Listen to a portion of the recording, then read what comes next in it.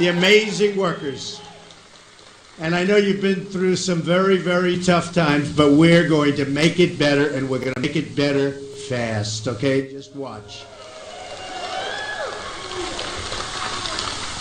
So today I'm going to talk about how to make America wealthy again. Have to do it. We're 30 miles from Steel City. Pittsburgh played a central role in building our nation. The legacy of Pennsylvania steelworkers lives in the bridges, railways, and skyscrapers that make up our great American landscape. But our workers' loyalty was repaid, you know it better than anybody, with total betrayal. Our politicians have aggressively pursued a policy of globalization, moving our jobs, our wealth, and our factories to Mexico and overseas. Globalization has made the financial elite who donate to politicians very, very wealthy. I used to be one of them. Hate to say it, but I used to be one. But it's left millions of our workers with nothing but poverty and heartache. When subsidized foreign steel is dumped into our markets, threatening our factories, the politicians have proven, folks, they do nothing. For years, they watched on the sidelines as our jobs vanished and our communities were plunged into depression-level unemployment. Many of these areas have still never recovered and never will unless I become president. Then they're going to recover fast. Our politicians took away from the people their means of making a living and supporting their families. Skilled craftsmen and tradespeople and factory workers have seen the jobs they loved shipped thousands and thousands of miles away. Many Pennsylvania towns, once thriving and humming, are now in a state of total disrepair. This wave of globalization has wiped out totally our middle class. It doesn't have to be this way. We can turn it around, and we can turn it around fast.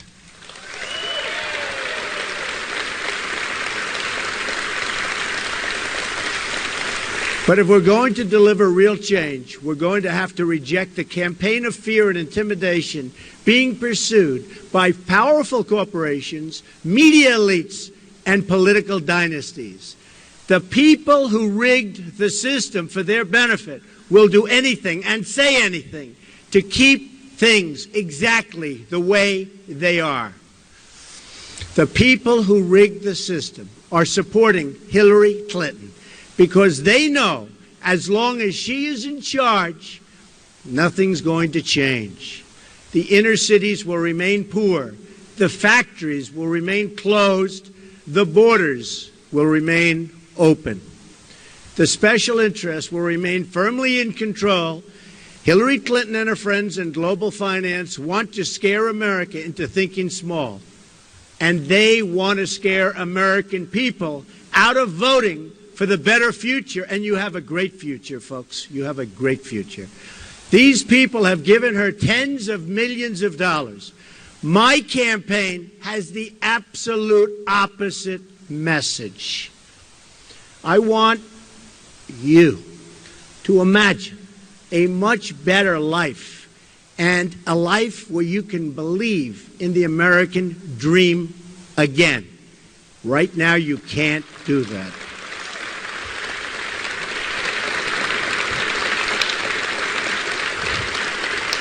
I want you to imagine how much better our future can be if we declare independence from the elites who led us from one financial and foreign policy disaster to another. Our friends in Britain recently voted to take back control of their economy, politics, and borders.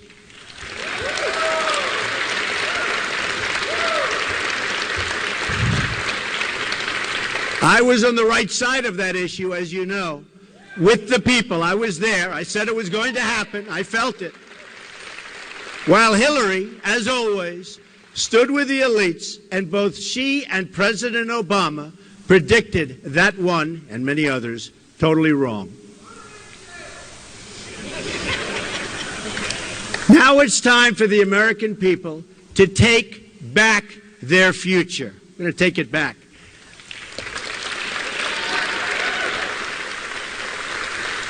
That's the choice we face.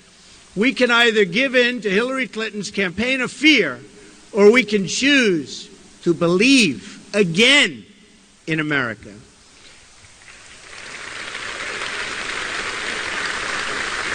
Very sadly, we lost our way when we stopped believing in our country. America became the world's dominant economy by becoming the world's dominant producer. You know that from right here, right in this plant.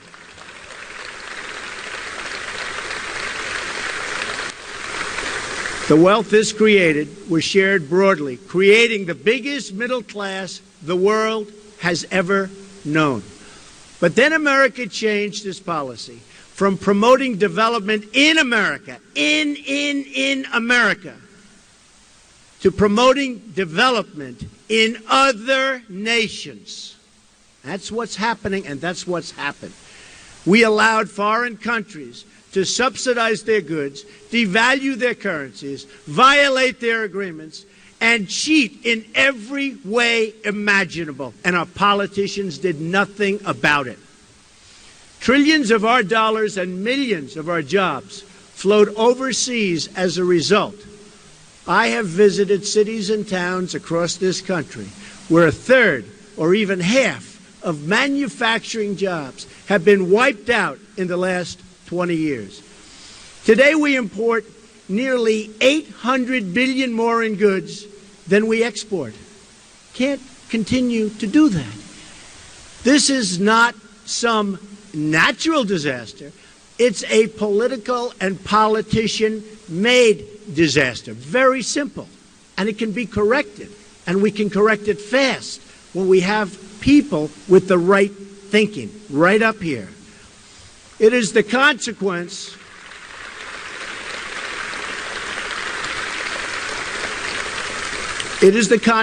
of a leadership class that worships globalism over Americanism. This is a direct affront to our founding fathers, who America wanted to be strong. They wanted this country to be strong. It is the consequence of a leadership class that worships globalism over Americanism. This is a direct affront to our founding fathers, who America wanted to be strong. They wanted this country to be strong, and they wanted it to be independent, and they wanted it to be free.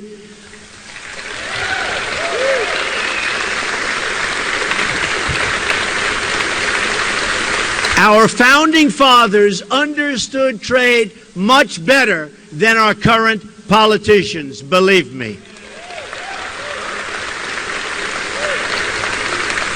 George Washington said that the promotion of domestic manufacturing will be among the first consequences to flow from an energetic government. Alexander Hamilton spoke frequently of the expediency of encouraging manufacturing in the United States.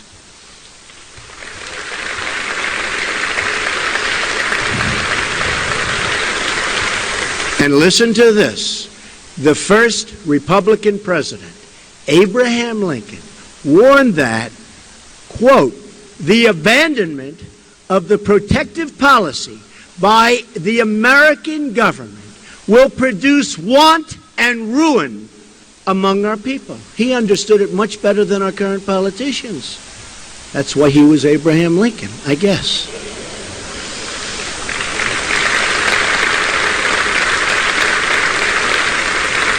Our original Constitution did not even have an income tax. Instead, it had tariffs emphasizing taxation of foreign, not domestic, production. Yet today, 240 years after the Revolution, we've turned things completely upside down. We tax and regulate and restrict our companies to death, and then we allow foreign countries that cheat to export their goods to us tax-free. How stupid is this? How can it happen? How stupid is this? As a result, we have become more dependent on foreign countries than ever before.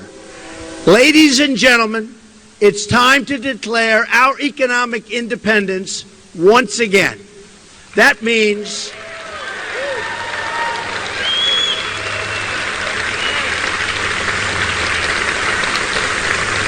voting for Donald Trump.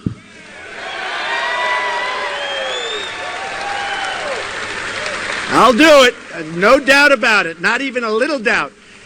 It also means reversing two of the worst legacies of the Clinton years. America has lost nearly one-third of its manufacturing jobs since 1997. Even as the country has increased its population, think of this, by 50 million people. At the center of this catastrophe are two trade deals pushed by Bill and Hillary Clinton. First, the North American Free Trade Agreement, or the disaster called NAFTA. Second, China's entry into the World Trade Organization. NAFTA was the worst trade deal in the history. It's like the history of this country. And China's entrance into the World Trade Organization has enabled the greatest job theft in the history of our country. It was Bill Clinton who signed NAFTA. People don't remember. In 1993, and Hillary Clinton who supported it.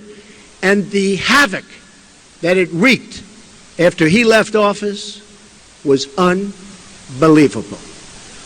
It was also Bill Clinton who lobbied for China's disastrous entry into the World Trade Organization, and Hillary Clinton who backed that terrible, terrible agreement.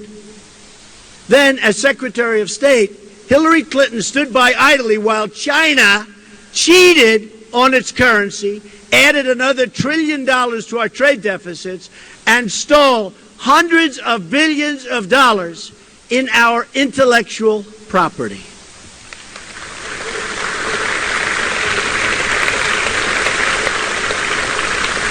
And I've been talking about China for many years. And you know what? Nobody listened, but they're listening now. That I can tell you.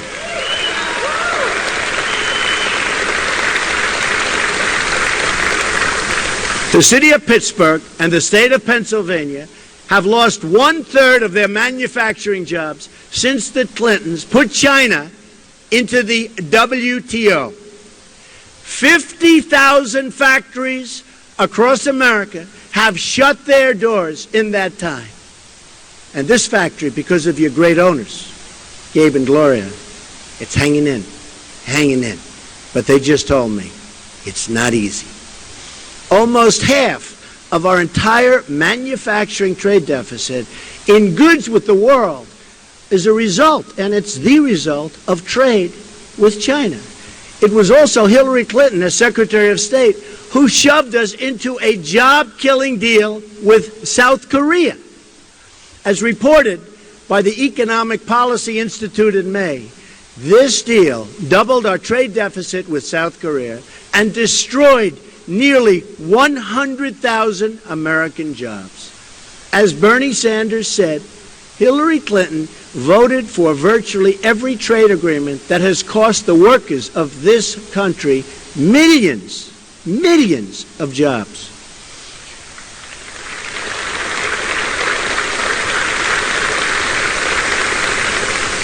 Trade reform and the negotiation of great trade deals is the quickest way to bring our jobs back to our country. Subtract.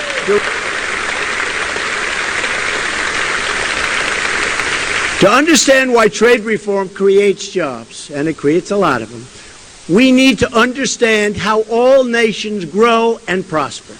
Massive trade deficits subtract directly from our gross domestic After we product. fully opened our markets From to 1947 to 2001, GDP growth a span rate of has over been cut 5 in decades, half. our inflation. What does this mean for Americans? Not good. For every 1% of GDP growth we fail to generate in any given year, we also fail to create over 1 million jobs. What a waste, and what a sad, sad thing.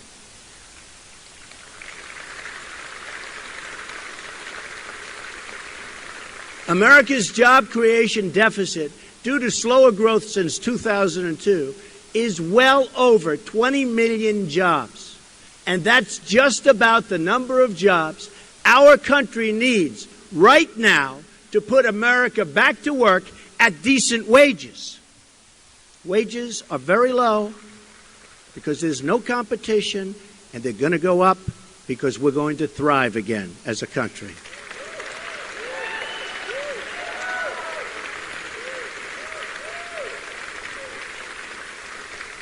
The Trans-Pacific Partnership is the greatest danger yet.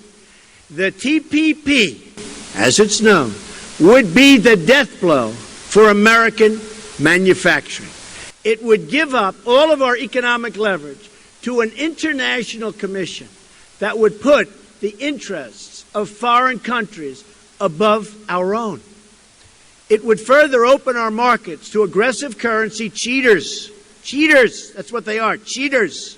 They're not playing by the rules, they're cheating.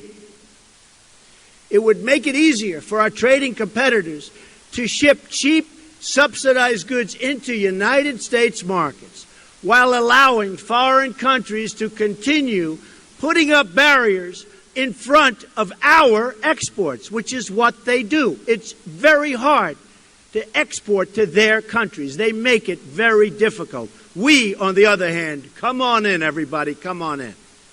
Bad leadership.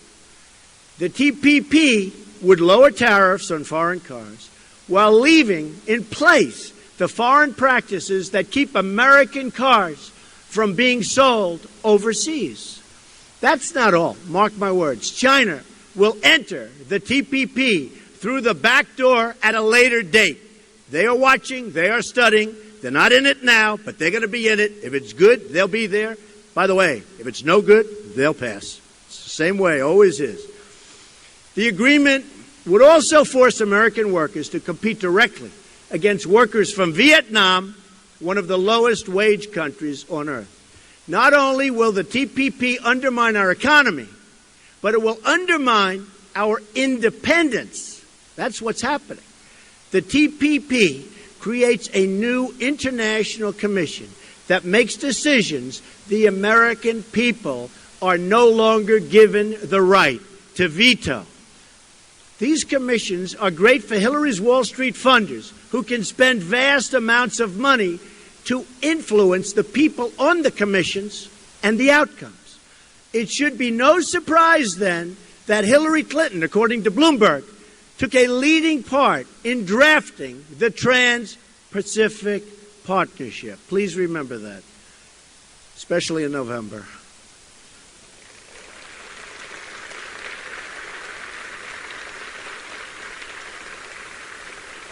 She praised or pushed the TPP on 45 separate occasions and even called it the gold standard. Hillary Clinton was totally for the TPP just a short while ago, but when she saw my stance, which is totally against, she was shamed into saying she would be against it too. And I will tell you, it was the same shame that she had recently, where she was sort of forced into saying radical Islamic terrorism, which she didn't want to say, but she was shamed into that one.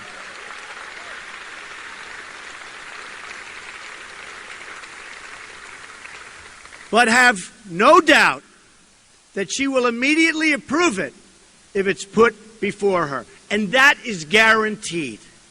Guaranteed. She will do this just as she's betrayed American workers for Wall Street and throughout her career, her whole career. She has betrayed the American worker. She's trying to put on a good front now, she will betray you again. Her career and her husband have signed so many disasters, and never, ever forget NAFTA. Just never, ever forget it, because you know what it's done, and I know what it's done. And in touring, I've seen the devastation that it's left behind. Here's how it would go. She would make a small token change, declare the TPP pact fixed, and ram it through, and you will suffer. That's why Hillary is now only saying she has problems with TPP in its current form. You know what that means. That means like they'll make a little two-word change and she'll fix it and she'll feel great. But she says in its current form. She can rush to embrace it again, and she will at the earliest opportunity. If the media doesn't believe me, I have a challenge for you and Hillary. Ask Hillary if she's willing to withdraw from the TPP her first day in office and unconditionally rule out its passage in any form.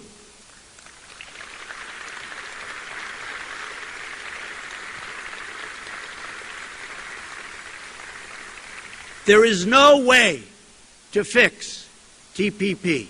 We need bilateral trade deals. We do not need to enter into another massive international agreement that ties us up and binds us down like TPP does.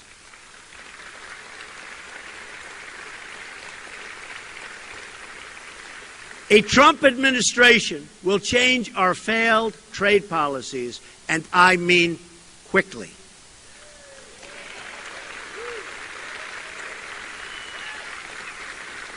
Thank you. Here are 7 steps I would pursue right away to bring back our jobs. Number 1, I am going to withdraw the United States from the Trans-Pacific Partnership, which has not yet been ratified.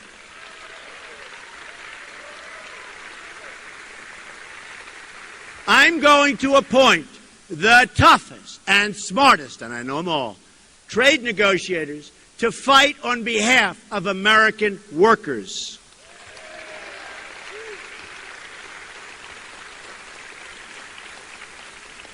I'm going to direct the Secretary of Commerce to identify every violation of trade agreements a foreign country is currently using to harm you, the American worker.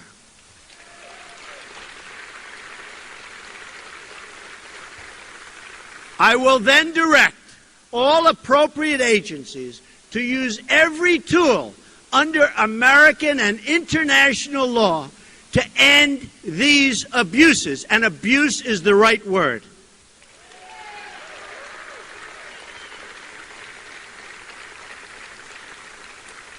Number 4, I'm going to tell our NAFTA partners that I intend to immediately renegotiate the terms of that agreement to get a better deal by a lot, not just a little, by a lot for our workers.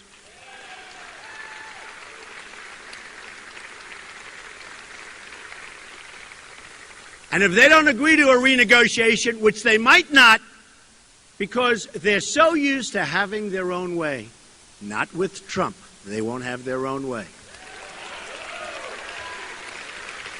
then I will submit under Article 2205 of the NAFTA agreement that America intends to withdraw from the deal.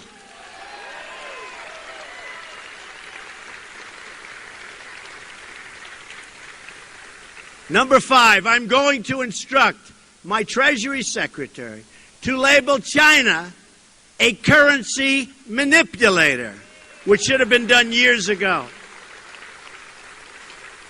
Any country that devalues their currency in order to take unfair advantage of the United States, which is many countries, will be met with sharply.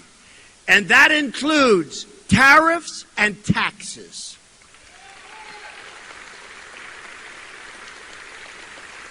Number 6, I'm going to instruct the U.S. Trade Representative to bring trade cases against China, both in this country and at the WTO.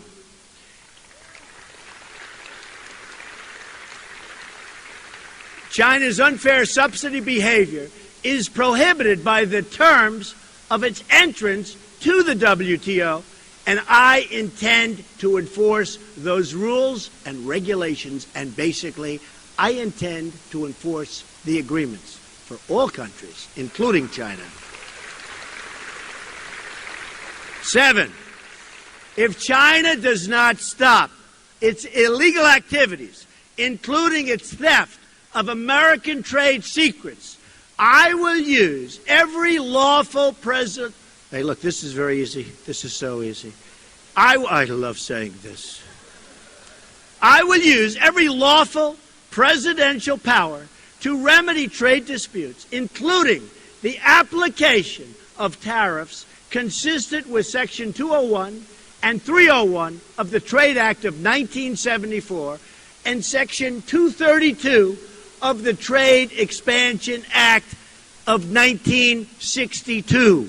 And when they say trade expansion, they're talking about other countries. They're not talking about us, because there is no expansion. They get the expansion, we get the joblessness. That's the way it works. Not going to happen anymore. President Reagan deployed similar trade measures when motorcycle and semiconductor imports threatened U.S. industry. I remember. His tariff on Japanese motorcycles was 45%, and his tariff to shield America's semiconductor industry was 100%. And that had a big impact, folks, a big impact. Hillary Clinton and her campaign of fear will try to spread the lie that these actions will start a trade war.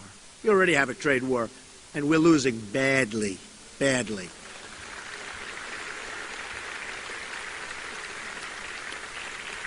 She has it completely backwards.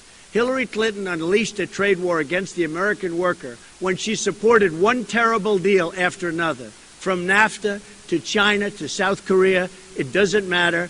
No matter where she went, the American worker was hurt. And you will be hurt worse than ever before if she becomes President of the United States. That I can tell you.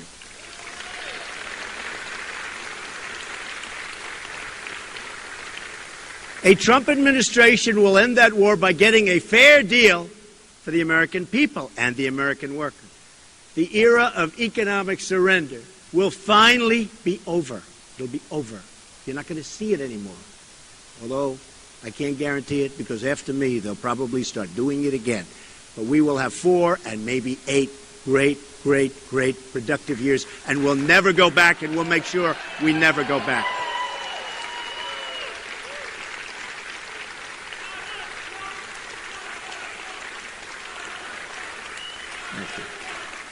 Thank you. Thank you very much. Thank you. Thank you. Thank you very much, everybody. I appreciate it. A new era of prosperity will finally begin. America will be independent once more. Independent once more. Doesn't that sound great?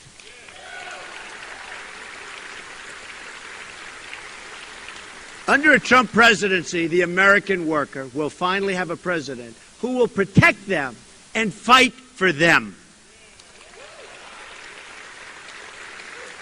We will stand up to trade cheating. Cheating. Cheaters, that's what they are. Cheaters. We will stand up to trade cheating. Anywhere and everywhere it threatens the American job.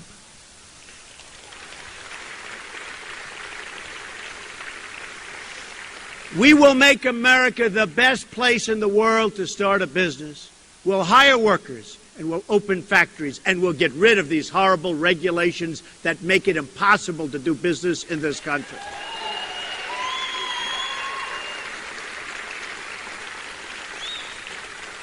This will also include massive tax reform to lift the crushing burdens on American workers and businesses.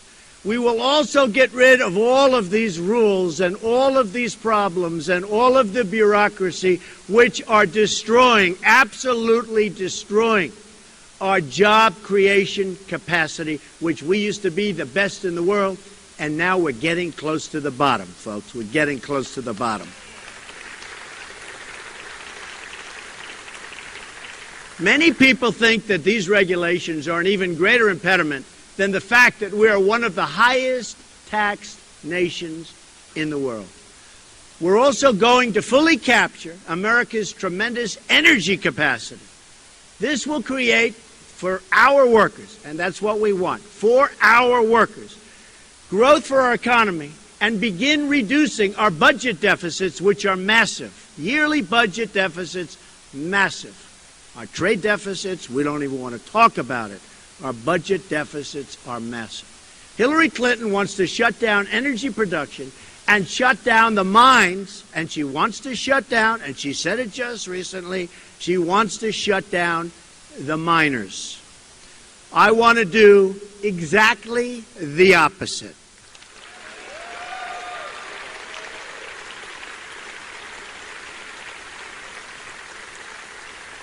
A Trump administration will also ensure that we start using American steel for American infrastructure.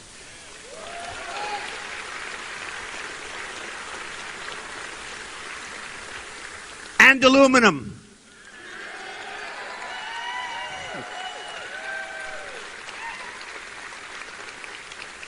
Just like the American steel from Pennsylvania that built the Empire State Building. That's what we're going to do. It built the Empire State Building. It will be American steel that will fortify America's crumbling bridges. American steel. It will be American steel. It will be American steel that sends our skyscrapers soaring, soaring into the sky. Beautiful sight. More beautiful with American steel. It will be American steel that rebuilds our inner cities. It will be American hands that remake this country, and it will be American energy mined from American resources that powers this country.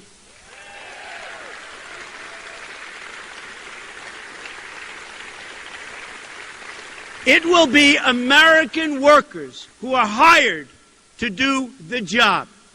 Nobody else. American workers. We are going to put American steel and aluminum back into the backbone of our country. This alone will create massive numbers of jobs, high-paying jobs, good jobs, not the jobs we have today, which everybody agrees are bad jobs. We're going to create massive numbers of good jobs. On trade, on immigration, on foreign policy, we are going to put America first again.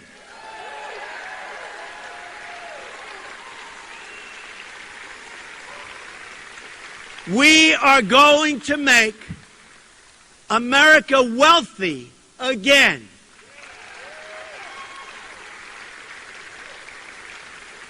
We are going to reject Hillary Clinton's policy of fear and her policy of absolute nonsense, because it's not working and it's grossly incompetent and we can't take it any longer, and we're not going to take it any longer. We are going to embrace the possibilities of change, but real change, not Obama change, real change. It's time to believe in the future. It's time to believe in each other. It's time to believe in America again. This is how we are going to make America great again for all Americans. For all Americans.